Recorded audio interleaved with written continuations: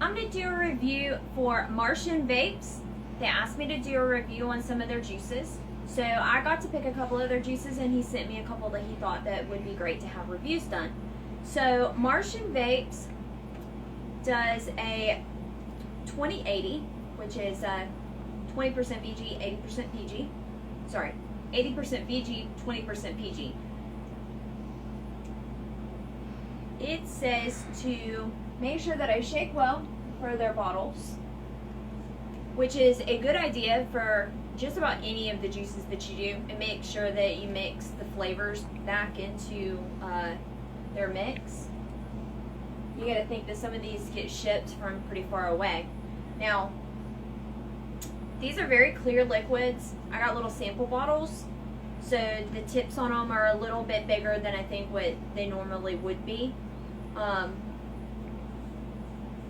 He does make sure to label all of his bottles to keep out of reach of all children. And this is what the little sample bottle looked like. So this one is green apple.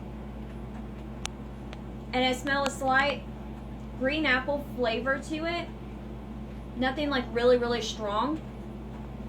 So I have already been vaping this right before I did the reviews to make sure that it came out pretty well.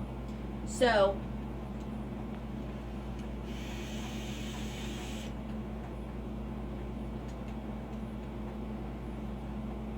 he doesn't have real strong VG or PG.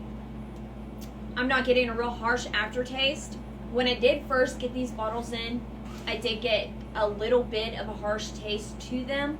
But after I shook it and I vaped it for probably about a day or two, I think it settled back into where it was supposed to be at.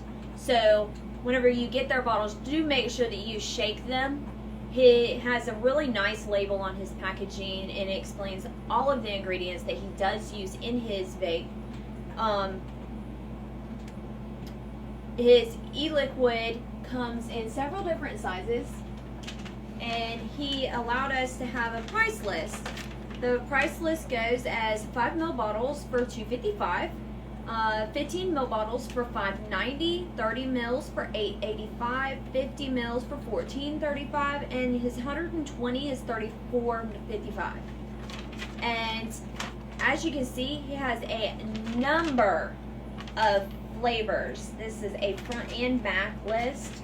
He labels them as fruit flavors, candies and desserts, drinks, novelty flavors, tobacco flavors, and his signature flavors.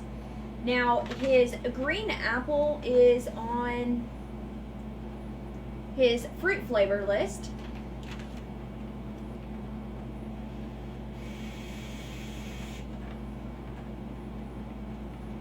I don't get a whole lot of flavoring. It's a good flavor. Like I said, it's not a harsh flavor. It's one of those subtle flavors that kind of creep up on you as you're vaping. So, and I think that by dripping this flavor, you get a lot more of it than what you would normally get if you were using it in a tank. But tanks do tend to bring out that flavor depending on which sub-tank or which tank you're using. So far, I've liked his juices that I have tried.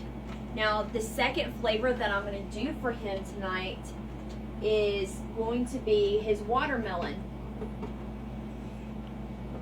And I'm going to change RDAs real quick so that I don't mix the flavors. That way I know what it is that I'm actually tasting. That one's not going to work.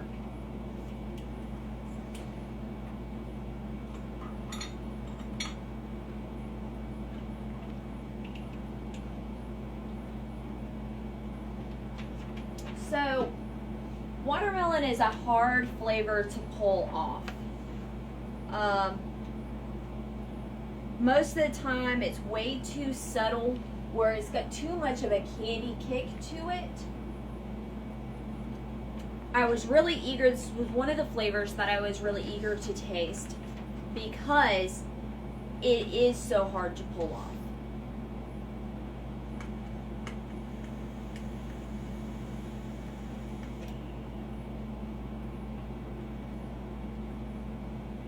he did a really good job on this one. I do taste a lot of the watermelon.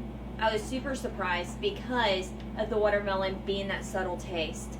The watermelon flavor is something that I could drip. I really do like this one. If you're interested in some of his fruit flavors, go to Marshnvapes.com and he's got his flavor list. And he definitely will work with you with whatever unique palettes that you have. So look him up on Facebook. I know that he is very willing to talk to you.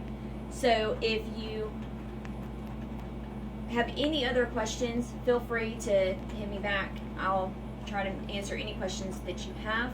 And you have an absolutely wonderful night.